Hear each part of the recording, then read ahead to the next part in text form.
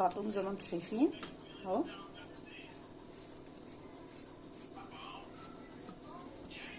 ليمون عشان ما يسودوش، عصير ليمون عشان ما يسودوش، لحد ما اكمل بقيه الطلبات.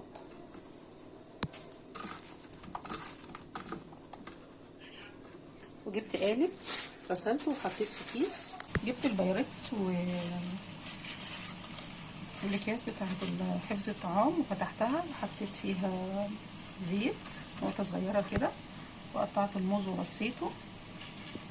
وانا بقطعه خلصت تقطيع حطيت عليه ليمون، شويه ليمون كده، عصر ليمون عشان ما يسودش، لحد ما اعمل الخلطه على البوتاجاز واجي لكم.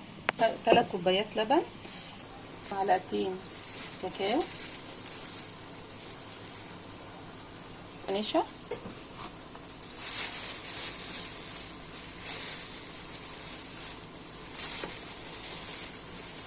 معلقتين سكر،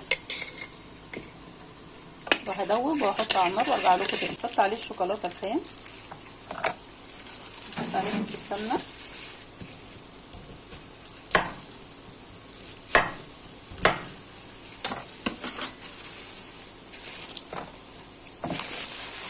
احطها على البوتاجاز. لبن كوبايه او كوبايه ونص ميه وكوبايه ونص لبن، 5 معالق نشا، 2 كاكاو و2 سكر، واحطه على البوتاجاز وارجع لكم تاني. احط حته قشطه وحته شوكولاته خام واقلب واحاول ما يتقلش مني. حطيت المكونات كلها على البوتاجاز دي وبقلب فيها عشان ما تكلكعش. يتقل اقوم طافيه عليه كده. خلاص اقلبها واحطها على الخليط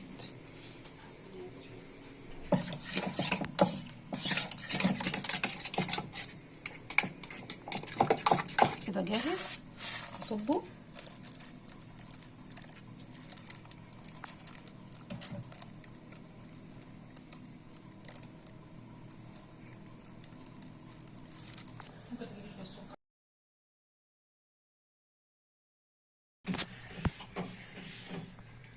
خلاص. انا كده خلصت. بعد ما صبيتها سيبها بقى تبرد في الهواء شويه وادخلها التلاجة ساعتين 3.